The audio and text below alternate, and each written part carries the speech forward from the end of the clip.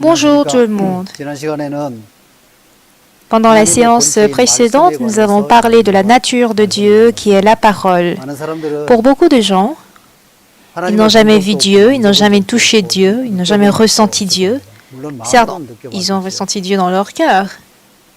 그러나 Cependant, 우리가 본다고 하는 le fait de 것은 dire qu'on voit 눈이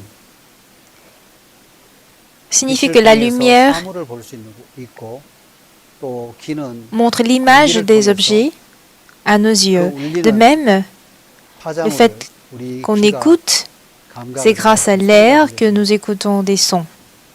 귀는 Nos 공기를 oreilles 통해서 perçoivent 우리에게 des sons 귀에 전달을 해줘 transmis 소리를 par 전하는 l'air. 감각을 해줍니다. De même, pour Dieu, 우리 마음 안에 c'est à travers la Bible et Sainte Écriture 우리는 하나님의 que 존재를 Dieu 알게 되는 nous fait connaître sa présence. 디모데전서 Dans 1 Timothée chapitre 6, il est écrit, 6장 16절에 1 Timothée 보면 chapitre 6 verset 16, 아무 사람도 que 보지 nul homme 못하고 n'a vu 또 볼 ni 수도 ne peut 없는 voir. 하나님은 Dieu 아무 사람도 보지 못했습니다. 또 볼 수도 ne 없는 peut être vu 그러나 우리가 et 하나님을 personne n'a pu le voir. Mais si on peut ressentir Dieu, 빛을 c'est un peu 통해서 comme le principe des yeux 사물을 qui 볼 수 voient les objets au travers la lumière. 우리는 성경을 통해서 Nous voyons Dieu au 하나님을 travers la 볼 수 Bible 있고 et la 만날 수 parole. 있고 또 감각할 Et c'est ainsi 수가 que 있습니다. nous pouvons aussi rencontrer Dieu. 그래서 하나님을 말씀을 통해서 Dieu se 나타내시고 manifeste 그 devant 말씀을 nous 받은 au 사람들은 travers la parole. 하나님의 사람이라고 Et ceux qui acceptent ces paroles sont appelés hommes de 우리는 Dieu. 하나님의 말씀을 이해하려고 Nous cherchons à comprendre la parole de 우리가 Dieu, 하나님의 말씀을 이해할 mais 수가 sachez 없습니다. qu'on ne peut pas comprendre la parole de Dieu.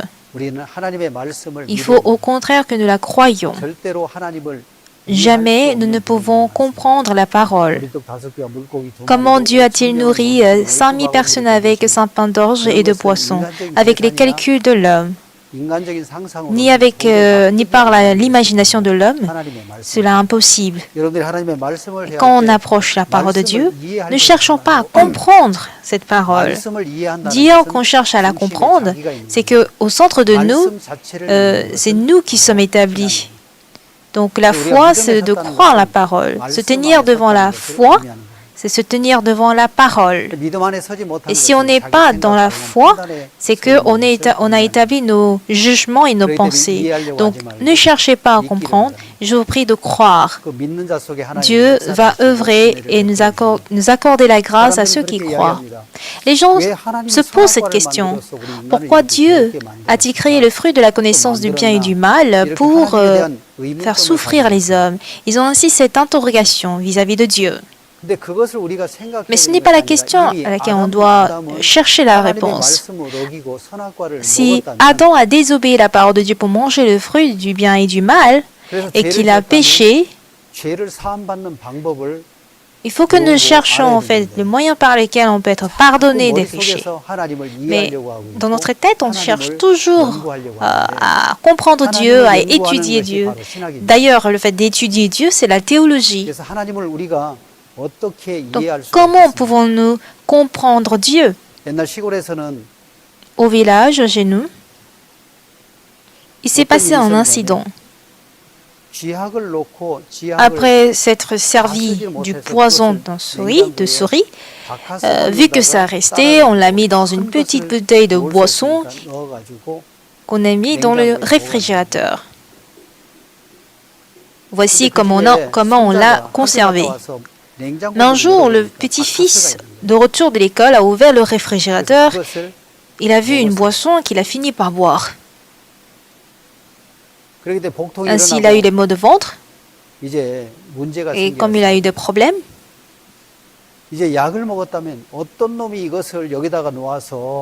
plutôt que de se demander mais qui a mis ce poison ici pour faire du mal à mon fils ou à mon petit-fils, jusqu'au point où il est sur le point de mourir. On ne doit pas chercher le pourquoi, mais il faudra au contraire se dépêcher à aller à l'hôpital avec lui et lui laver son estomac. C'est ce qui est prioritaire. On ne devra pas non plus se demander mais pourquoi Dieu a créé le fruit de la connaissance du bien et du mal pour nous faire souffrir et aller en enfer. Si, à cause d'une personne inconnue, le péché est entré dans le monde et que nous sommes censés être jugés, Il faudra réfléchir sur comment laver, expier ce péché. 그것을 알아야 된다는 겁니다. Alors, pour vous qui êtes ici, 이미 알지 à 못하는 votre insu, 사이에 아담 안에서 이미 dans 죄를 Adam, le 가지고 péché est entré 죄를 et 가지고 vous êtes né 태어났어요. avec ce péché. 그러면 하나님을 Dans ce cas, il ne 이해하려고 faudrait 애를 pas 써야 되는 s'efforcer 것이 à 아니라 comprendre 그러면 Dieu. 죄인이 되었다는 Si vous avez 사실이 découvert clairement que je suis devenu 내가 pécheur, 살아온 삶의 ou que, 행동이 voyant mes 또 actions, mes 마음으로 comportements 보면 de la 죄인이라는 vie, 것을 정확하게 알고 je ressens et je suis conscient que je suis pécheur. 내가 죄인인 Le 것까지는 problème, c'est que je 아는데 sais que je suis pécheur, mais je ne sais pas comment laver, expier mes péchés. 죄에 대한 것도 Même la notion du péché. On pense seulement au péché selon la morale, 진짜 하나님 앞에 mais 죄는 무엇인지를 알지 on 못하기 ignore le 때문에 péché selon la parole de Dieu, selon Dieu. Du coup, on pense que juste la confession du péché suffit. 신명기에 보면 Dans 이런 Deutéronome 말씀이 chapitre 있습니다. 22, 신명기 22장 le verset 8절에 8, 보면 il est écrit, 내가 si tu 새 bâtis 집을 une maison 건축할 neuve, 때에 지붕에 tu feras une 망가를 balustrade 만들어 autour de ton toit, afin de ne pas mettre du sang sur ta maison, dans le cas où il en tomberait quelqu'un. En Corée du Sud, nous avons des lois de construction aussi. Et selon ces lois, il faut construire une balustrade absolument d'une longueur de 1,20 mètres, voire 1,5 mètres. Si on ne construit pas cette balustrade et que les gens travaillent et jamais tombent, ça crée des problèmes. Donc, selon les lois de construction, il faut construire une balustrade pour protéger les gens du danger. Et si jamais quelqu'un tombe de cette du toit d'une maison sans balustrade, le responsable serait le propriétaire de cet immeuble ou le propriétaire de cette maison. Vu que les hommes n'ont pas la capacité d'être responsables, selon la loi de construction, ils construisent absolument une balustrade de 1,2 voire 1,5 mètres. Ils ont créé ainsi ce dispositif de sécurité parce qu'ils n'ont pas justement la capacité de protéger ou de la capacité d'être responsable. Mais si jamais quelqu'un tombe du balustrade volontairement, ce n'est plus la responsabilité du propriétaire. Le propriétaire n'a pas en fait la capacité d'être responsable. Quant à Dieu, il savait. Dans le jardin d'Éden, il y avait l'arbre de vie et l'arbre du fruit de la connaissance du bien et du mal. Si on mange ce fruit de la connaissance du bien et du mal, il sait que l'homme allait, disons, à l'encontre de Dieu pour quitter ce jardin. Il le savait. Cependant, si c'était quelque chose de dangereux, cet arbre était dangereux, il devrait peut-être installer un dispositif où il y a du courant de 100 000 volts et quand ils verront les gens mourir en le touchant, on comprendra d'un coup que ce fruit n'est pas à manger. Les gens seront saisis par la peur pour faire attention.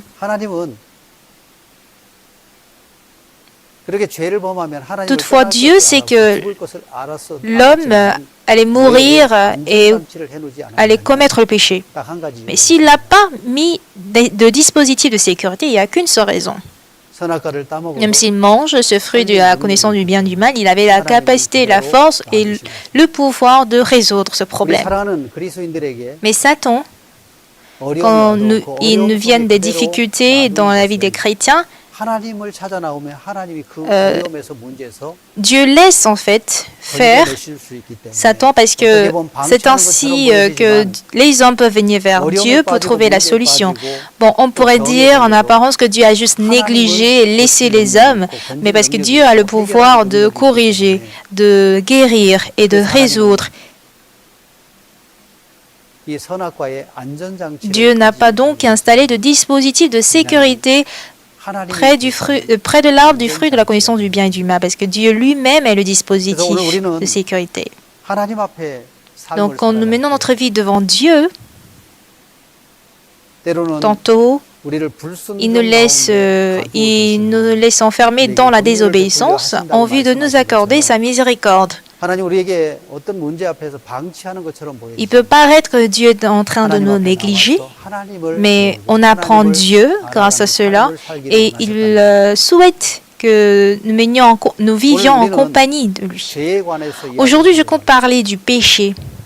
Quand on dit péché, on pense au meurtre, à l'adultère, au vol, au mensonge que nous commettons par la chair. Cependant, il faut que nous connaissions la définition véridique du péché selon la Bible. Que signifie le péché? En hébreu, le péché c'est hata, parfois hata-a. Et qu'est-ce que ce mot signifie? Ce mot signifie manquer la cible. Vous savez que nous lançons la flèche et quand une fois que cette flèche est connectée à la corde et qu'on lâche la corde, cette flèche s'envole vers la cible. Et elle est censée marquer la cible. Mais une fois que cette flèche qui est censée marquer la cible manque la cible, on appelle cela péché. Notre cœur, c'est-à-dire le cœur de l'homme, était censé se focaliser sur Dieu, mais Satan a mis le mensonge, Satan a mis ses pensées, et l'homme a fini par accepter les pensées du diable. Plus précisément parlant, l'homme a abandonné la parole de Dieu et a accepté les pensées données par le diable. Alors, pour ceux qui ont été en armée, ils vont me comprendre. Si on revient des exercices de tir à feu, chacun nettoie l'intérieur de son arme à feu pour qu'il n'y ait pas de problème le lendemain lors des exercices. Donc, on démonte le fusil.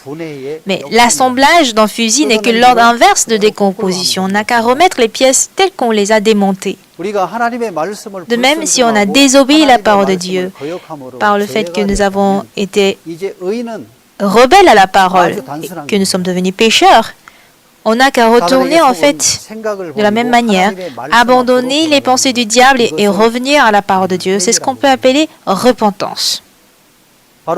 Telle est la repentance selon la Bible. La définition du péché est l'état de manquer la cible par une flèche lancée, censée marquer la cible. Nous sommes censés se focaliser sur la parole de Dieu, on est censé suivre la parole de Dieu. Et là, l'homme peut bénéficier de la bénédiction du jardin d'Éden. Mais Satan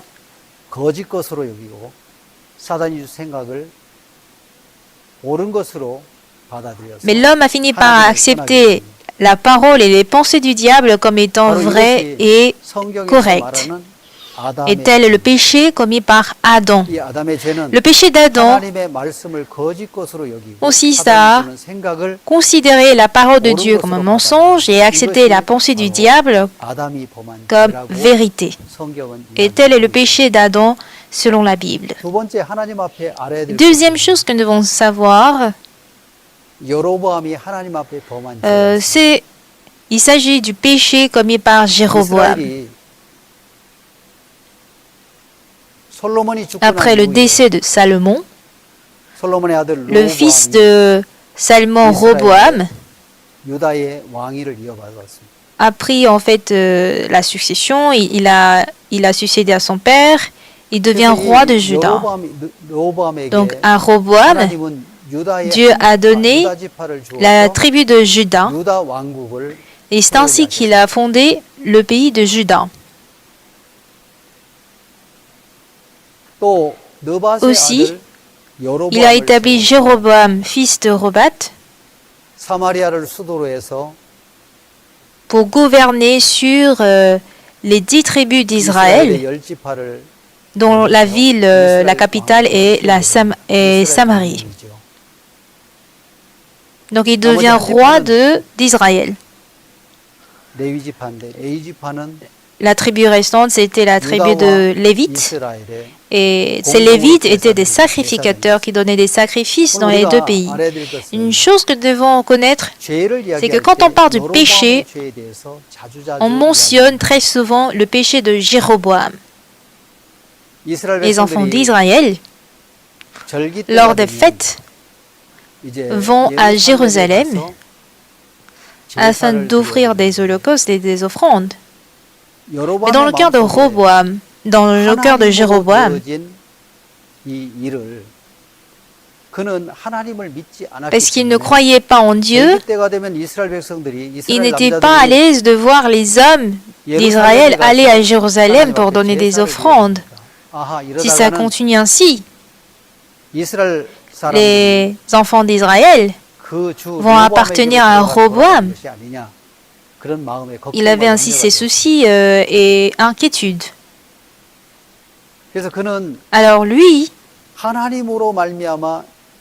il devrait plutôt avoir la foi, mais parce qu'il n'avait pas la foi que Dieu protégerait son pays, parce que c'était Dieu qui a établi ce pays. Il a lui-même construit en fait une muraille pour lutter contre des attaques extérieures. Et parce qu'il ne voit pas Dieu, il a créé des veaux d'or en disant « Tel est notre Dieu qui nous a conduits ». Et Adam et Bethel, qu'est-ce qu'il a aussi créé? Il a construit un temple de Dieu pour annoncer qu'il est possible de donner des offrandes à Dieu pendant les fêtes en Israël sans forcément aller à Jérusalem. Et ceci devint le péché. Donc le péché dont parle la Bible est différent de ce qu'on pense ou de ce qu'on ressent. Chose que Jéroboam a faite, c'est de vouloir protéger ou bien de garder chose que Dieu a faite. Par Jésus, nos péchés sont pardonnés. Dieu a pardonné nos péchés. Et croire en ce que Jésus a fait est la foi. Mais dans la vie, on est sauvé par Dieu, mais dans la vie, on cherche la vie par nous-mêmes. Et tel est mentionné comme le péché commis par Jéroboam. Alors, c'est pareil pour vous aussi. Vous êtes sauvés par Dieu. Et vous cherchez à protéger votre vie ou à résoudre les problèmes de votre vie. Dans ce cas, cherchez à mener votre propre vie, finit par commettre le péché. Aujourd'hui, au travers de Dieu, nous sommes sauvés et nous sommes censés mener notre vie par Dieu. Ainsi faisant, nos problèmes peuvent être résolus et nous pouvons avoir même l'aide de Dieu. Le troisième péché dont je veux mentionner, c'est le péché de Pierre. On va se demander, mais quel péché Pierre a-t-il commis? En dehors de sa fidélité et de sa sincérité, il n'a commis aucun mal. Mais un jour, sur le lac de Gennesaret, il y avait deux barques qui faisaient la pêche. Mais après quelque temps, une fois que ces deux barques ont terminé la pêche, ils étaient dans la mer de Galilée en train de laver leurs filets. Ils attendaient leur prochaine pêche. Ils doivent arranger leurs filets pour, disons, détendre leurs filets plus facilement lors de la prochaine pêche. Et Jésus est monté dans une barque. Il s'agissait de la barque de Simon. Pourquoi entre les deux, Jésus est monté sur la barque de Simon forcément? Ne pouvait-il pas aller sur l'autre barque? En fait, la barque représente l'homme. La maison est construite pour l'habitation de l'homme. C'est ce qu'on appelle maison. La barque, c'est pour que les hommes puissent monter, les plats pour les nourritures et les poches pour aussi garder les objets personnels. Donc, que ce soit des vases, des bateaux, des maisons, tout ceci représente l'homme. Autrement dit, il y a des barques dans lesquelles Jésus peut entrer, peut monter, et des barques dans lesquelles Jésus ne peut pas monter. Donc, la barque dans laquelle Jésus était monté, c'était la barque de Simon. Et il dit à Simon, avance en pleine eau pour pêcher le poisson.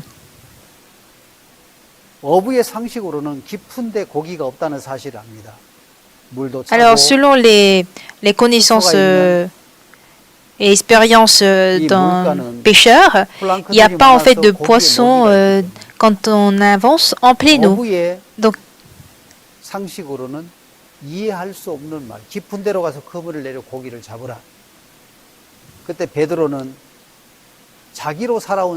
selon la raison et le sens commun des pêcheurs, il n'y a pas de poisson en pleine eau. Il a dit, Maître, j'ai travaillé toute la nuit, j'ai jeté le filet toute la nuit sans rien prendre. Donc ce jour-là, son cœur est descendu à l'échec. Mes expériences, mes moyens, mes méthodes, je les ai tous déployés pour attraper des poissons, mais en vain.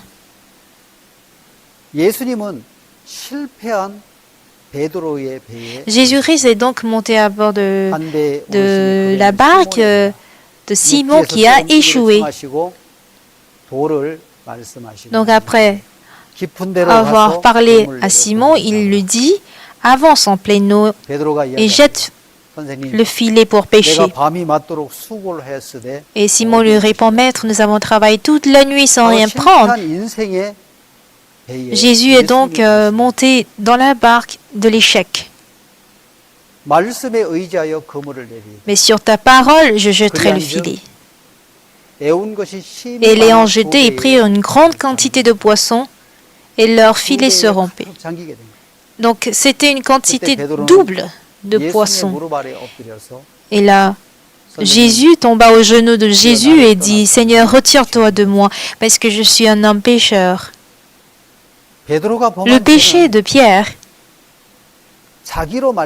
consiste à vivre selon ses expériences, selon ses méthodes, selon ses pensées, selon ses sentiments. Et ceci toute la nuit. Il a déployé tous ses efforts, mais il a échoué. Si vous vivez par votre pensée, par votre expérience, par vos méthodes, quoi que vous fassiez avec ces méthodes et que vous avez échoué, il faut que vous arrêtiez à ce niveau. Nous avons travaillé toute la nuit sans rien prendre. Maintenant, ce que tu dis, ta parole, Jésus, elle est différente de moi, mais je me reposerai sur cette parole pour jeter le filet. C'est là qu'ils ont pu prendre une grande quantité de poissons. Là, Simon-Pierre tomba aux genoux de Jésus et dit, Seigneur, retire-toi de moi, parce que je suis un homme pécheur. Aujourd'hui, nous appelons péché le fait de suivre nos pensées et non la parole. Aujourd'hui, nous allons parler du péché de Adam. Nous pensons que le péché, c'est d'avoir des convoitises, d'avoir l'envie de voler, de mentir, de commettre l'adultère, etc. Mais si nous comprenons le vrai péché, le fait de vivre sans Dieu, c'est le péché. Comme même le péché de Jéroboam. Dieu lui a donné 10 tribus. Il a confié 10 tribus dont la capitale était Samarie. Et c'est Dieu qui a établi et fondé Israël. Mais quand il cherche à protéger ce que Dieu lui a donné par lui-même, la Bible dit que ceci fut son péché. Dans 2 Samuel, c'est écrit plutôt dans 1 Samuel chapitre 12. Aujourd'hui, il faut que nous apprenions à vivre en gardant le cœur de Dieu. Si nous nous éloignons de la parole de Dieu et que nous vivons selon nos pensées, cela est le péché. 저는 이 성경에서 À travers la Bible, j'ai compris, c'est ainsi que le péché est entré dans le monde.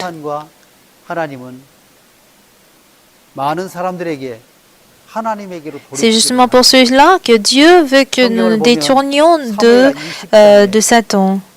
Dans 2 Samuel 20, Dieu nous montre une personne appelée Sheba. Après la révolte d'Absalom,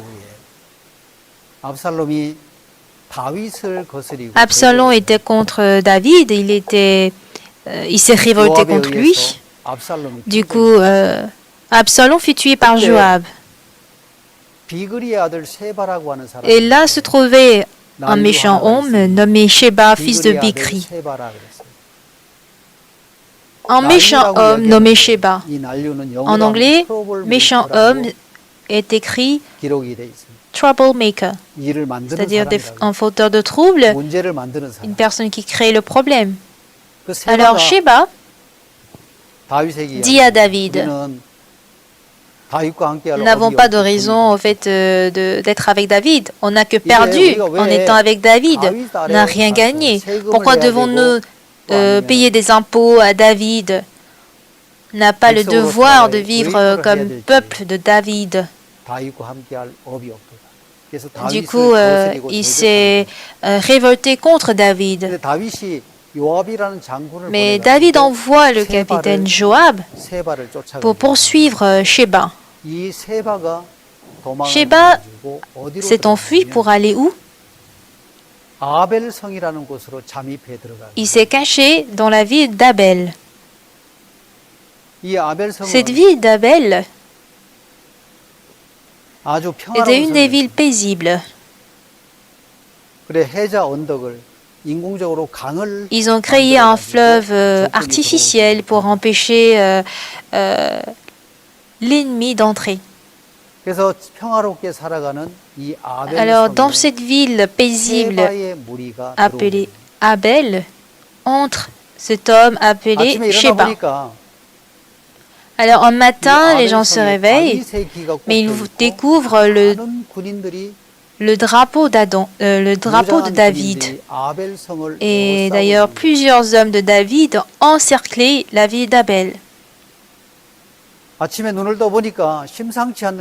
Les gens ont ouvert les yeux le matin et ils ont senti que quelque chose n'allait pas. Les soldats, y compris Joab, envoyés par David, avaient encerclé cette ville en vue de la faire écrouler. Les gens trouvaient ça étrange. Pourquoi le roi David envoie les capitaines Joab pour faire détruire, ruiner cette ville? Et ils pensent, quoi avons-nous tort? Quel péché avons-nous commis? Est-ce qu'on a fait du mal au roi David? Les gens cherchent la cause, en fait, en eux-mêmes. Alors dans ce cas, devons-nous combattre ou devons-nous fuir? Que devons-nous faire? Les habitants de la ville d'Abel ne savaient pas quoi faire face à cette situation inattendue et imprévue. Ils étaient d'ailleurs des hommes qui respectaient David, qui adoraient David. Mais voilà que les hommes de David sont ici, encerclés notre ville, ils ne savaient pas quoi faire concrètement. Mais dans cette ville habitait aussi une femme habile. Cette femme habile, face à cette situation incompréhensible, appelle Joab. Monsieur Joab, je voudrais tenir une audience avec vous. Pourquoi David a-t-il envoyé son armée pour encercler notre ville? Donc sans savoir pourquoi, le matin, elle se réveille et s'est positionnée comme rebelle contre David. 요압 장군은 Et le 이야기합니다. capitaine Joab 그렇지 않다. répond, 이것을 멸하거나 non, 너희들을 loin de moi la pensée de détruire et de vous ruiner. 한 가지 Il n'y a 이유가 qu'une seule chose, une seule raison. 이 여인은 지혜로운 Cette femme 여인은 habile, 이렇게 이야기합니다. voici comment elle dit. 우리는 화평하고 Je suis une 충성된 des villes 가정에 paisibles et 있어서 fidèles en Israël. 다윗을 거스리고 대적한 자가 대적한 Nous 자가 n'avons 왜 jamais 이 성을 무너뜨리려고 합니까? Nous ne sommes jamais allés à l'encontre de David, on ne s'est jamais révolté contre lui. Mais pourquoi tu cherches à nous faire périr? 이 아벨성 사람들은 모범적인 Les citoyens de la ville d'Abel étaient d'ailleurs des citoyens modèles et exemplaires. 우리는 화평하고 Voilà 충성된 pourquoi il 가정에 dit, nous avons 있었고 été toujours une des villes paisibles et 왕 fidèles. 다윗에게 할 도리를 다 하고 Nous avons 지키고 respecté toutes les 살았는데 lois 왜 이 성을 de 무너뜨리려고 David. 합니까? Mais pourquoi vous cherchez à nous faire ruiner? 왜 이 어미같이 Pourquoi 포근한 tu cherches à 성을 faire périr une ville qui est une mère 평화롭게 살아가는 en 이 성을 Israël? 무너뜨리려고 합니까? 어미 Une 같은 mère 성. en Israël.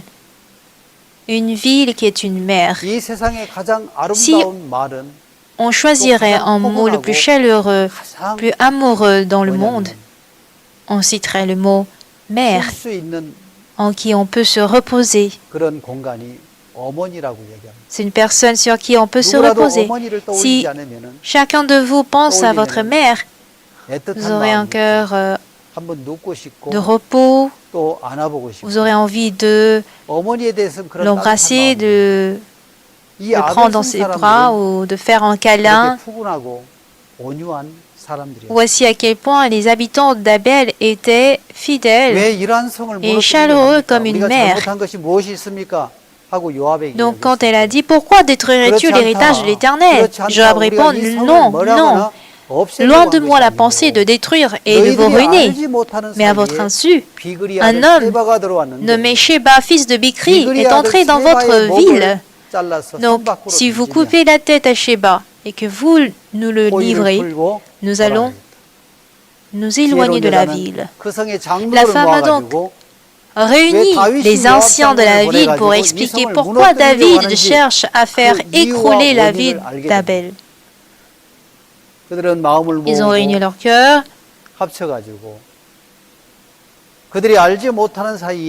et ils ont fait couper la tête à Sheba, fils de Bikri, qui entrait dans la ville à leur insu. Et ils l'ont jeté à Joab.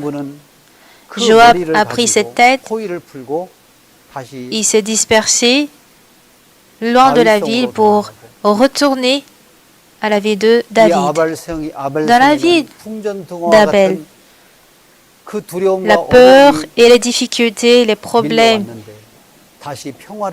qui sont survenus sont repartis et ils ont regagné la paix. À leur insu, ils étaient devenus des rebelles à cause de Sheba qui était rebelle à David. À cause de Sheba, une grande peur, une grande angoisse et tristesse avaient emparé leur cœur. Mais grâce à cette femme habile qui a conversé avec Joab, mais pourquoi tu cherches à nous faire périr? Nous sommes une des villes fidèles et sincères.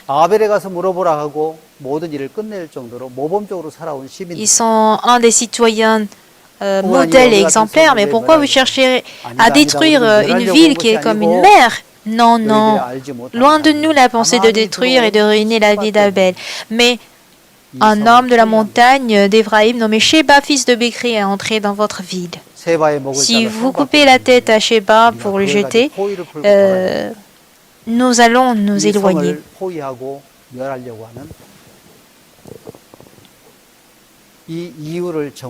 Elle a fini par comprendre la vraie cause de l'arrivée de l'armée de David. La cause, c'était l'entrée de Sheba dans la vie d'Abel. Si Dieu nous juge aujourd'hui, ça date de très longtemps. Par la rébellion d'Adam et par le fait qu'il ait accepté la pensée de Satan. Chose que nous devons faire aujourd'hui, c'est que nous devons abandonner nos pensées et si nous retournons à la parole de Dieu, on gagnera une vie de paix par Dieu.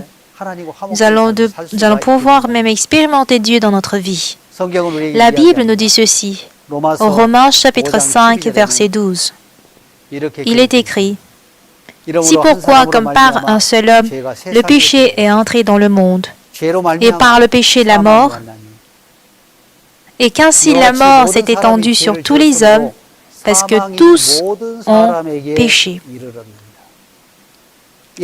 Alors c'est pourquoi, comme par un seul homme, par Adam qui a péché et qui s'est révélé contre Dieu, le péché est entré dans le monde. Et par le péché la mort, et qu'ainsi la mort s'est étendue sur tous les hommes, parce que tous ont péché. C'est-à-dire tous les hommes sont nés avec la semence du péché. Même si on n'est jamais péché, même si on n'est jamais commis le crime,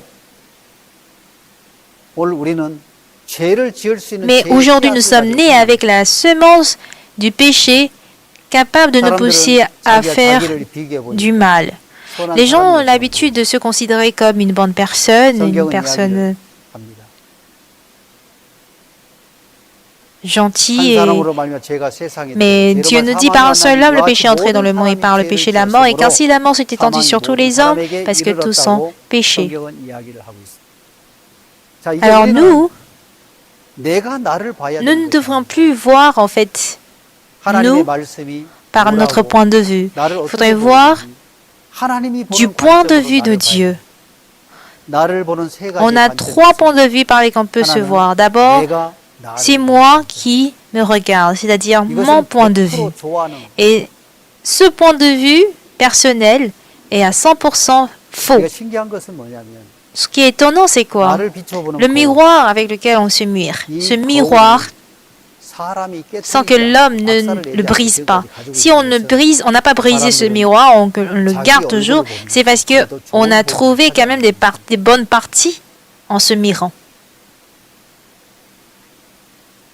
Même si je ne connais pas en fait l'ensemble en général, mais mon nez est bien pointu, mes yeux aussi sont vraiment brillants, scintillants. Mon point de vue est forcément positif, n'est-ce pas?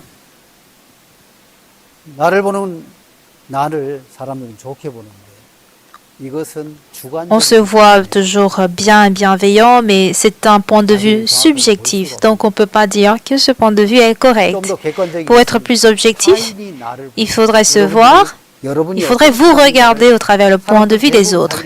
Les gens se considèrent comme une personne consciente, calme, sérieuse, mais dans ce cas, allez à l'église et demandez aux fidèles, « Sœur, quand tu me regardes, tu me trouves comment ?»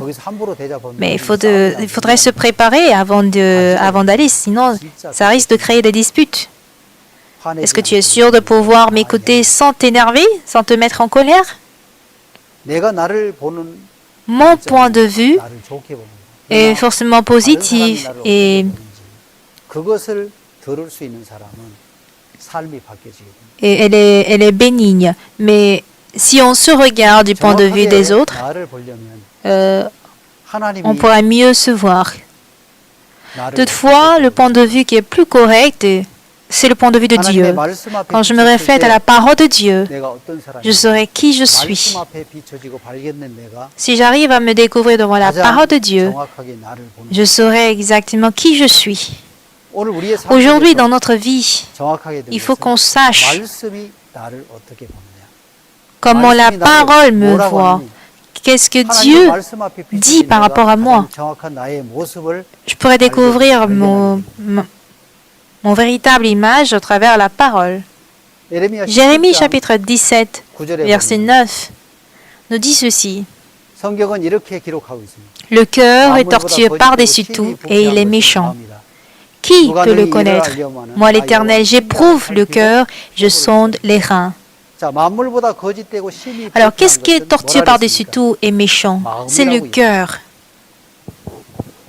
Qui peut le connaître? Les gens ne connaissent pas leur cœur. Le cœur est tortueux par-dessus tout et il est méchant. Qui peut le connaître? Moi, l'Éternel, j'éprouve le cœur, Je sonde les reins. 폐부를 시험하나니. 오늘 우리는 부패한 Aujourd'hui, 마음을 가지고 nous disposons de ce cœur tortueux, 부패한 생각을 avec des 가지고 pensées 사단으로부터 tortueuses, 오는 것이기 parce que 때문에 cela provient de Satan. 사단은 우리를 Satan, 속이는 c'est 자이기 celui qui 때문에 nous trompe. 우리가 거짓된 우리 생각, 마음을 Donc si nous 따라서 vivons avec nos 100% pensées 문제가 mensongères, il y aura 100% des problèmes dans notre vie. 만물보다 거짓되고 심히 부패한 Le 것은 cœur de l'homme est 마음이라고 tortueux par-dessus tout et il est méchant.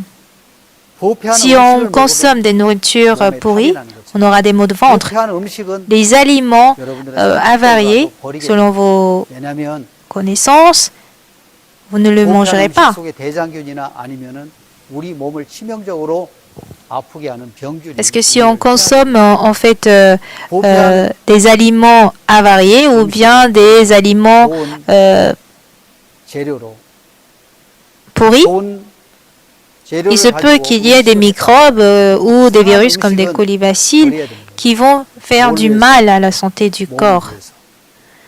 Du coup, le cœur est tortueux par-dessus tout et il est méchant. Si on décide selon notre volonté, c'est-à-dire selon notre cœur qui est tortueux et que nous mettons en pratique ce que le cœur veut, on aura des maux dans notre vie. Ceux qui rencontrent, il y a d'ailleurs beaucoup de gens qui rencontrent des difficultés, des problèmes parce qu'ils ont suivi leur cœur qui est tortueux. Les aliments avariés, en fait, nous donnent du mal. Dans la Bible, on parle d'une pédrie qui couvre ses œufs, des œufs qu'elle n'a point pondus.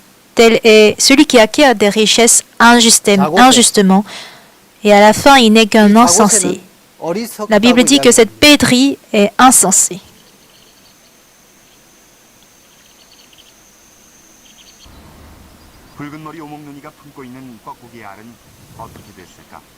Quelle serait la fin des œufs du coucou qui sont couverts par la pédrie?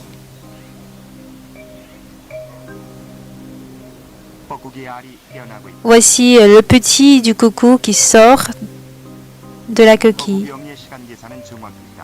Et la mère de coucou a bien calculé.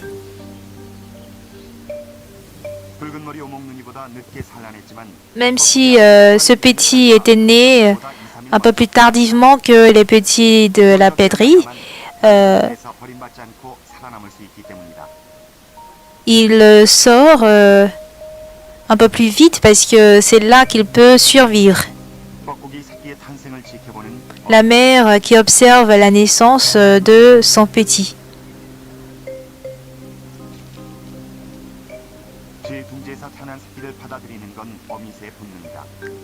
C'est l'instinct de la mère d'accepter de protéger son petit. Donc la mère mange toutes les coquilles. Ce petit qui naît sans plumes est humide et ressent facilement le froid.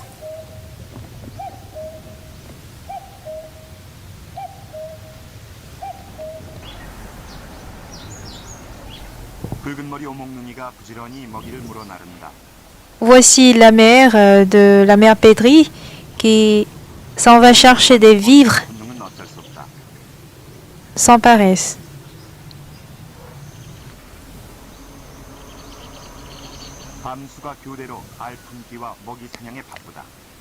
Et les oiseaux femelles comme mâles sont occupés à apporter des vivres pour leurs petits. Cependant, le petit du coucou est intéressé à autre chose. Il cherche à faire repousser les œufs de la pédrie. C'est son instinct assez développé de pouvoir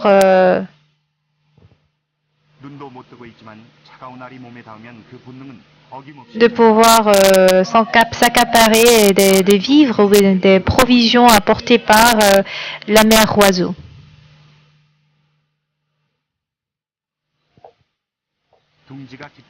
Le nid est profond et vu qu'il n'a pas assez de force de pouvoir repousser,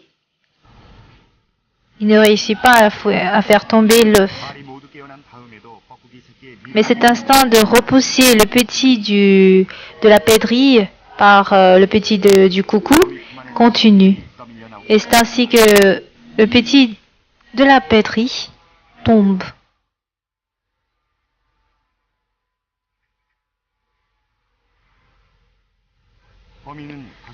La mère reprend en fait son travail en couvant ses œufs.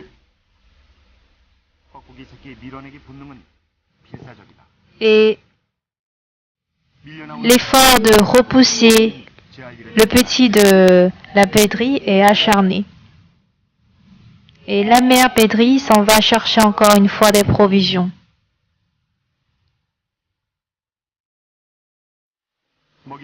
La mère qui revient avec des vivres s'intéresse seulement à donner ses vivres au petit de Coucou. L'enfant de la pèderie à peine réussit à rentrer dans le nid.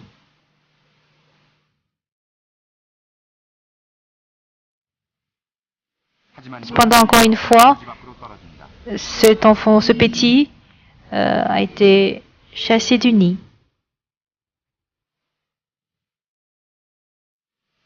Il reste un dernier petit. Le petit du coucou ne tolère même pas la présence d'un autre être dans le nid.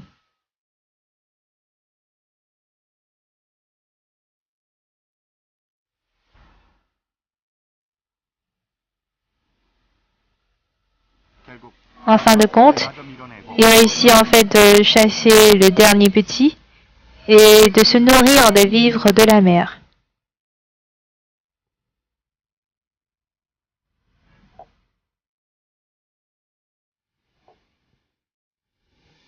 Parmi les oiseaux, il y a un oiseau qui ne crée pas de nid. Il s'agit du coucou. Le coucou observe le nid d'un autre oiseau insensé. Et quand le jour de la pondaison s'approche, il vient pondre un grand œuf de coucou dans le nid. Mais cet oiseau insensé, il a eu des œufs, mais il ne peut pas discerner ces œufs des autres œufs. Du coup, elle finit par couver tous ses œufs.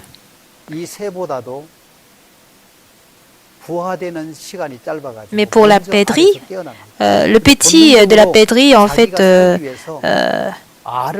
l'éclosion du petit de la pêderie est plus rapide que les autres. Parce qu'instinctivement, il sait qu'il doit survivre. Et pour ce faire, il doit sortir en premier pour repousser les autres petits. Mais pour cet oiseau, il ne sait pas, en fait, cette pêderie ne sait pas qu'il s'agit de ses œufs ou de ses propres petits. Et elle continue toujours d'apporter des vivres jusqu'à ce que ses pattes soient fragilisées. Le bec jaune disparaît et enfin le bec du coucou se transforme en gris et en marron, en couleur marron, et quand elle gagne des plumes, elle s'en va en pleurant beaucoup.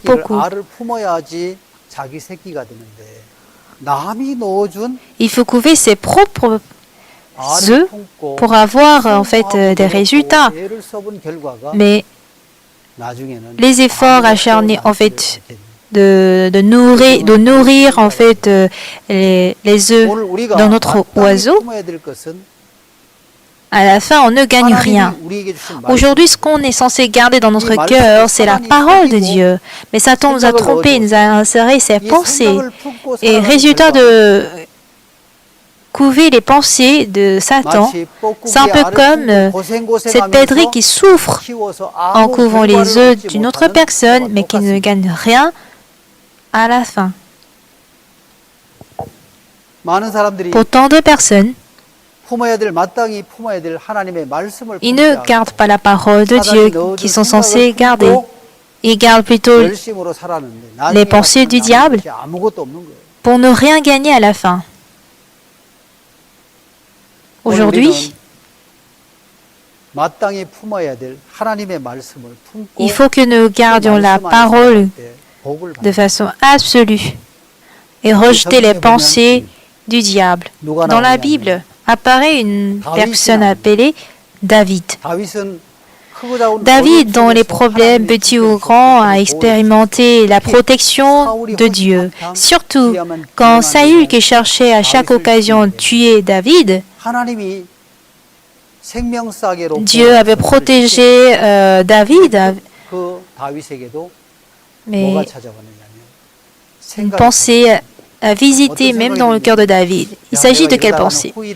C'est une pensée selon laquelle je finis par mourir dans les mains de Saül. Il vaut mieux aller me réfugier chez les Philistins. C'était une pensée qui est entrée en lui. C'est vrai que Dieu m'a protégé jusqu'à aujourd'hui, mais si ça continue ainsi, il vaut mieux me réfugier chez les Philistins. Résultat d'avoir suivi ses pensées, c'était quoi? Les Philistins, en fait, ce sont ses ennemis. Au final, la fin d'avoir suivi les pensées, c'est de se retrouver ou se réfugier parmi le peuple que Dieu déteste. Donc le roi de Philistins, Achis, lui a donné la vie de Tsiklag, et c'est là qu'il mène sa vie de fugitif pendant plus de 1 an et 4 mois. La fin d'avoir suivi ses pensées, lors de la guerre d'ailleurs d'Israël et des Philistins, parce que David a trouvé la grâce de la part du roi des Philistins, il voulait l'aider pour aller à la guerre. Et Dieu l'empêche. Bien sûr, il a suscité le cœur des Philistins à refuser. Cet homme, David, c'est celui qui a combattu Goliath. C'est notre ennemi qui a tué Goliath. Mais maintenant, ensemble dans le même camp, si la guerre continue et il est juif quand même, il est en hébreu. Ensemble avec Saül, il va chercher à se révolter contre nous. Donc ils ont ainsi refusé. Quand il revient à Tsiklag, Tsiklag prit feu et tout est devenu des cendres. Là, il pleura jusqu'au point où il n'a plus de force à pleurer. Même les soldats qui avaient suivi David voulaient lancer la pierre contre lui. C'est là qu'il découvre Dieu et il reprit force par Dieu. Seigneur, si je les poursuis, pourrais-je les attendre? Oui, poursuis et tu les atteindras. Une fois que la parole s'est établie dans son cœur, il a pu retrouver tout ce qu'il avait perdu et il revient. Il est important de savoir ce qu'on va établir dans notre cœur. Va-t-on établir notre pensée ou la parole? Ce qui est tortueux et méchant dans ce monde, c'est le cœur. Et le résultat de suivre le cœur, c'est de perdre toutes choses. Aujourd'hui, nous sommes pareils aux gens qui ont semé des grains torréfiés. Un jour, le roi d'un pays a voulu vérifier si ses serviteurs sont effectivement sereins et son guet-pain serein est bon, parce que ses serviteurs et son peuple se comportaient toujours bien. Donc il a réfléchi, il a eu une idée d'apporter un sac de graines de fleurs, il a fait bouillir et torréfier.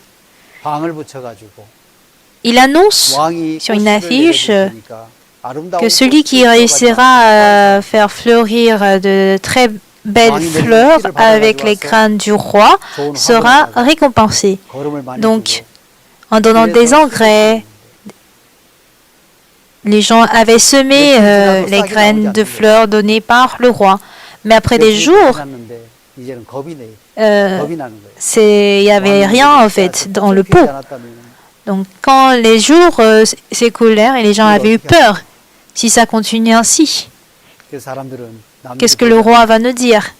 Donc, à l'insu, de façon discrète, les gens ont levé les graines données par le roi pour semer une nouvelle graine de fleurs. Et après quelques mois, le roi annonce encore une affiche. Il annonce une information de faire venir toutes personnes qui ont reçu les graines de fleurs pour qu'ils puissent les récompenser. Mais dans la cour royale, quand le roi regardait tous ces pots de fleurs de différentes couleurs, le roi fut déçu. Est-ce quand il a vu ces fleurs sur les pots, il s'est dit intérieurement, même si apparemment ton peuple semble être serein et bon, leur cœur est fautif et hypocrite. Mais comment se fait-il qu'ils ont pu faire fleurir ces graines qui sont mortes? C'est avec déception et découragement qui passaient au travers les serviteurs. C'est avec un regard inquiet qu'ils regardaient les fleurs. Mais voilà qu'il a trouvé un jeune qui avait un pot cassé et qui tremblait de peur parce qu'il n'avait que des mauvaises herbes dans ce pot. Il a dit, viens par ici. Et devant son trône, il dit, mes serviteurs, écoutez-moi. Parmi le peuple, celui qui a été le plus véridique, c'est celui-ci. Pourquoi? Parce que les graines torréfiées ne peuvent pas germer, ne peuvent pas non plus fleurir. Mais vous êtes vraiment talentueux que vous avez pu ressusciter les graines mortes. Vous voyez à quel point votre hypocrisie est haute. Nous sommes aujourd'hui comme ces graines torréfiées. Nous sommes morts dans la justice et nous ne pouvons que vivre dans le péché. Et dire qu'il y a le bien qui est sorti en nous, c'est de l'hypocrisie. David, par exemple, a fait du bien à Uri, comme ce bien. C'est après avoir commis le crime, en vue de cacher son péché, il appelle Uri de la guerre.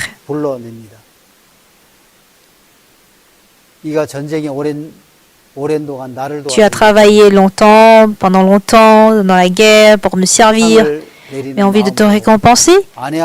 Comme ça fait longtemps que tu n'as plus couché avec ta mère, il lui a donné à manger, à boire. Et à l'état d'ivresse, il le pousse à aller coucher avec sa femme. Mais il était tellement fidèle et sincère qu'il a dit, comment est-ce que je pourrais coucher avec ma femme alors que Joab ainsi que mes autres collègues sont en train de combattre dans la guerre? Après, David a écrit une lettre non scellée et il a écrit une stratégie dans cette lettre. Vous allez placer Uri au plus fond du combat et retirez-vous de lui afin qu'il soit frappé et qu'il meure. Donc, en laissant Uri, vous allez vous retirer. Et ainsi, il sera frappé et il mourra. Votre Majesté, Uri est mort. Donc, c'est ainsi que David a caché cette affaire. Si David a appelé Uri qui travaille dans le combat en tant que roi, il a montré en fait l'image de quelqu'un qui est serein et de quelqu'un qui aime son serviteur, mais parce qu'il lui fallait cacher son adultère, c'était un bien d'hypocrisie. Donc si nous faisons le bien, c'est un bien en fait qui n'est pas véridique. Je suis en fait des graines mortes qui ne peuvent pas faire du bien. Dans ce qui concerne le bien, je ne peux rien faire. Donc telle est l'image la plus belle que nous pouvons montrer devant Dieu. Il faut que nous sachions ceci. S'il y a une raison pour laquelle on est jugé par Dieu, c'est parce que Dieu dit, la Bible dit ceci, dans Jérémie 6, verset 19. Écoute, terre, Je fais venir sur ce peuple le malheur, fruit de ses pensées, car ils n'ont point été attentifs à mes paroles, ils ont méprisé ma loi. Si on est jugé et on est détruit par Dieu, il n'y a qu'une seule cause. Écoute terre signifie quoi?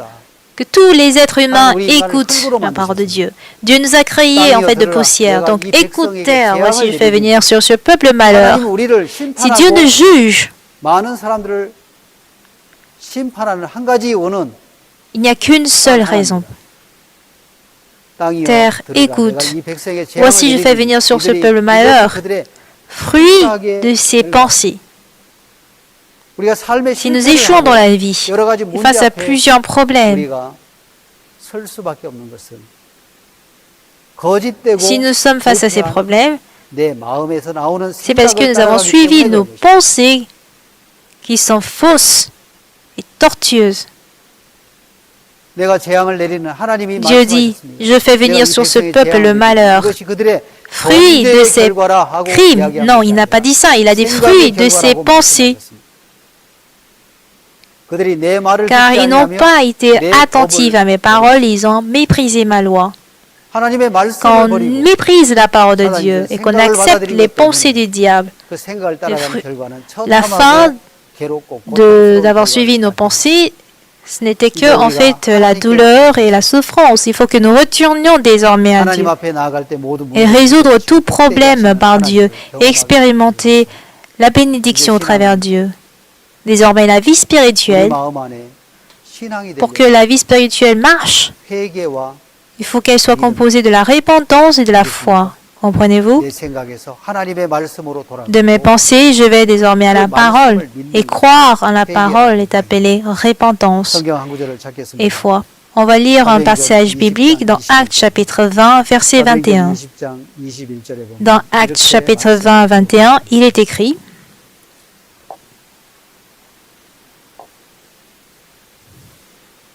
annonçant aux Juifs et aux Grecs la repentance envers Dieu et la foi en notre Seigneur Jésus-Christ. Paul, en quittant Éphèse, a dit ceci aux anciens Éphésiens. Il annonce aux Juifs et aux Grecs la repentance envers Dieu. La vraie repentance ne consiste pas à demander pardon de nos péchés, mais il faut une repentance envers Dieu. Retourner vers la parole. Et quand on retourne vers Dieu,